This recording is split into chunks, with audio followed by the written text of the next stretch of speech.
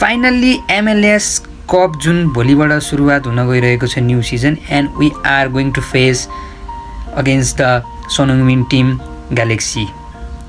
What a game it will be होइन. Away हुनेछ Inter मायामीको पहिलो गेम अनि यसपालि पनि उनकै काँधमा हुनेछ.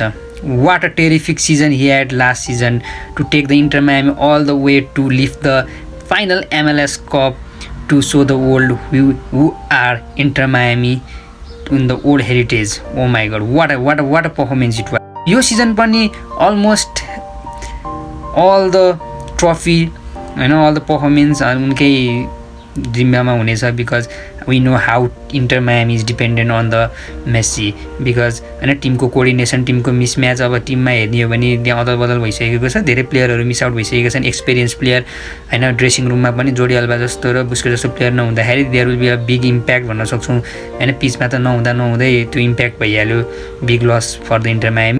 So this is a big time हैन. अब we have the Rodrigo De Paul, तर पनि it will be a tough season भन्न सक्छौँ हामी, किनभनेपछि ट्रान्सफरमा हेर्ने हो भने 2-3वटा प्लेयरहरू, बिग प्लेयरहरू मिस आउट भइसकेका हुँदा पनि इनको रूपमा हेर्ने हो भने त्यस्तो बिग नेमहरू अझै भित्रिएका छैन. फ्रन्ट लाइनमै हेर्ने हो भने we have still the Suarez and Messi हैन, will take the up front role and let's see how their stamina will save हैन, how many goals they can score, how many tasks they can perform for the teams हैन, how many भनौँ crucial point, how many wins, how many goals they can score in the crucial match in the ending. It will all depend on this man. म त finally यही नै भन्न चाहन्छु. It will all depend on this man. If this man will perform हैन in his level, then I think the Inter Miami will be still on the भनौँ न fighting glory ट्रफीको लागि. If he will not perform as we know how he will perform, then I think it will be a very challenging season for the Inter Miami.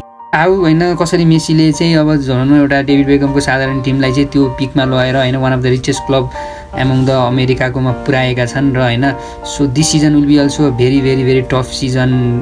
भन्नु tough भन्दा पनि challenging season हुन्छ कि फुल easy season चाहिँ हुन्न ट्रफीको लागि होइन.